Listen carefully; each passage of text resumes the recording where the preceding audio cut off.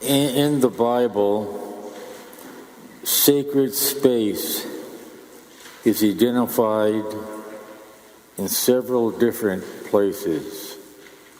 First of all, in the Garden of Paradise, where God walked with Adam and Eve, a sacred space there. The Ark of Noah that saved humankind and animals was a sacred space. When Abraham arrived in the Promised Land, it was a sacred space, the Holy Land. We see also the sacred space when Moses went up the mountain to bring down the Ten Commandments.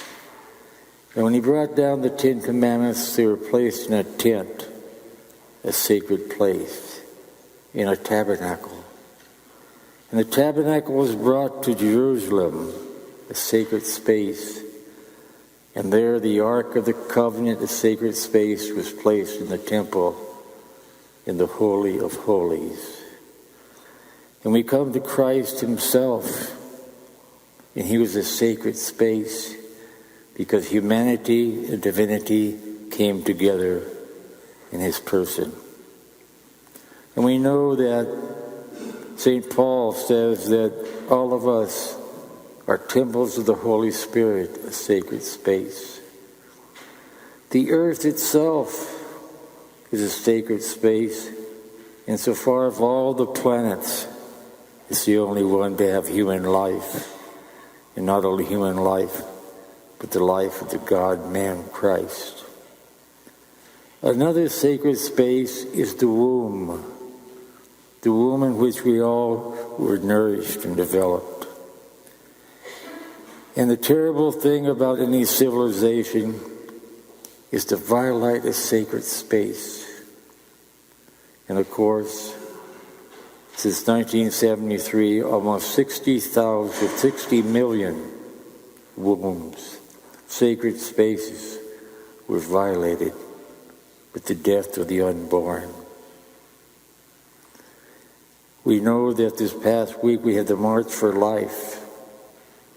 And we had, they say around the world, maybe 1 million people proclaiming the sacredness of the womb that should not be violated.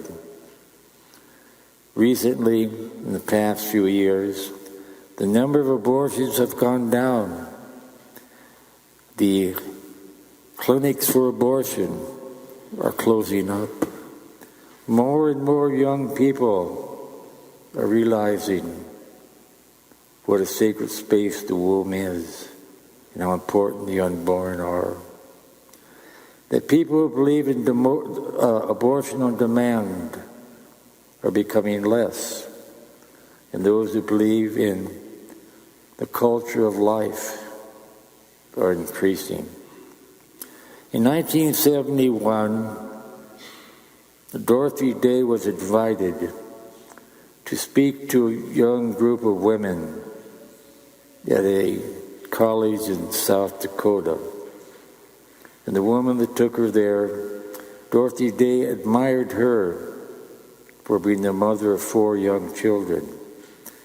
And when she was at the auditorium where she spoke, the woman who introduced Dorothy Day talked about how she was an activist, a feminist, how she was very active in women's suffrage and the passage of the voting rights for women in 1920, and all the things that Dorothy Day did for women.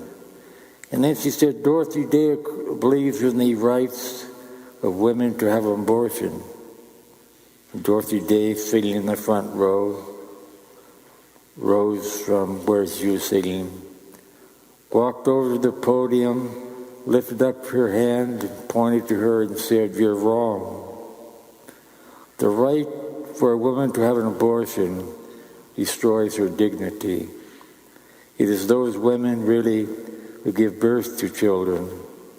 They're the ones that raise up the dignity of motherhood."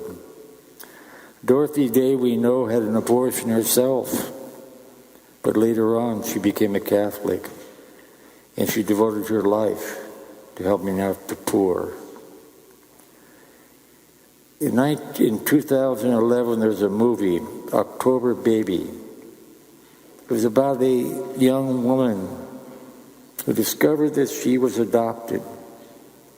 And she also discovered that her mother intended to have an abortion. And her mother had an abortion, and somehow she survived.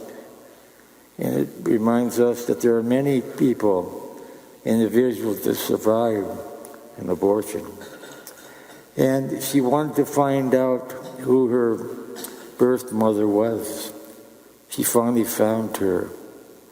And she left a note on her mother's desk. And the note said, "I forgive you." And the woman broke down in tears for 15 minutes or so. Now, in that movie about this story, the actress that played the part of the woman who had the abortion, when she saw the daughter that she was playing, what she was acting opposite of, she realized, the actress remembered that she had an abortion about the same age as the woman playing the other role. And when she went through the movie in the lines, it was more than just acting. She was going through her life. And when she came to that situation where she read the note, "I forgive you," she also broke down crying. Today we have in there, "Blessed are the poor in spirit. The reign of heaven is theirs." Now, the poor in spirit are those who depend upon God. They realize that God has given them everything in life, given them this universe, the air we breathe, given us all that we have. And when people realize how blessed are the poor in spirit, the kingdom of heaven is theirs, they realize how much they depend upon God. Another one of the Beatitudes is, "Blessed are the merciful, for they shall obtain mercy." The mercy of God is far more powerful than any sin or any crime that one can do. So all the women that have abortions, Christ will certainly forgive them, because blessed are the merciful, for they shall obtain mercy. It's a reminder that we depend upon God. In the second reading, it talked about how the foolish people confound those who are wise, that the lowly confound those who are in high places. And so it is, the simple truths of Christianity, of the importance of life, that every individual, every human being has a very special, sacred place in which they were nourished, found safe and protected in the womb.